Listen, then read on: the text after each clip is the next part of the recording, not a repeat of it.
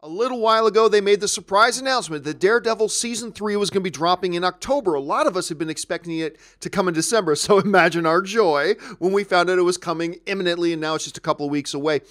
New York City Comic Con is going on right now, and they dropped the full trailer. We've had some teases, but they dropped the new full trailer for Daredevil Season 3. And in a word, it's solid. It's good. There, of course, we get a little bit of a hint of the fact that there's two Daredevils running around. Of course, we've known for a bit now that Kingpin's plot was going to involve trying to ruin Daredevil's name. And then we see the two Daredevils come, face to face. Bullseye, anyone? I don't know. We'll have to wait and see. On the one hand, I'll say this. We've seen the villain tries to make the hero look like a bad guy motif before, right? I mean, we've all lost count of how many times we've seen that. We've seen it a bunch, like a whole hell of a lot. So I have to admit, not thrilled about that approach. I just feel like, look, it's very difficult to do something that we've never seen before. I just kind of feel like the villain framing the hero to look like a villain is something we've seen too many times. So I will admit I'm not thrilled with the story hook. Fine, put that aside for a second. Thrilled with everything else. Seeing Vincent D'Onofrio going full Kingpin and all that kind of stuff. And I love that scene.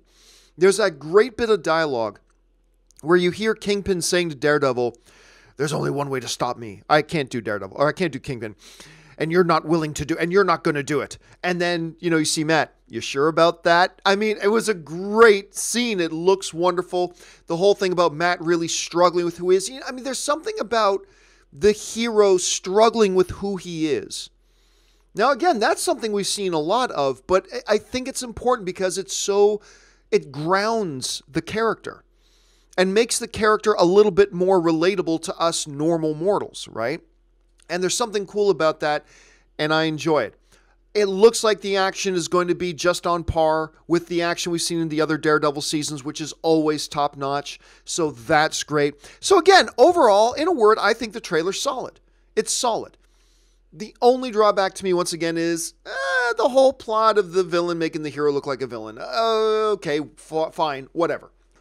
That might not even be a major part of the story. For all we know, that part of the story is just like 2 episodes, and then they move by it. So I'm not going to get hung up on it. But the tone of the trailer, the feel of the trailer, finding where we're rejoining these characters at, again, now progressed so long. I want to know what this deal is that Kingpin made to get himself out of jail. That's intriguing. And I think a lot of people are overlooking that part of the trailer. What is it he offered to the government to get out of jail free? I am looking forward to finding that out. Anyway, overall, solid. And like everybody else, I'm looking forward to seeing Daredevil Season 3.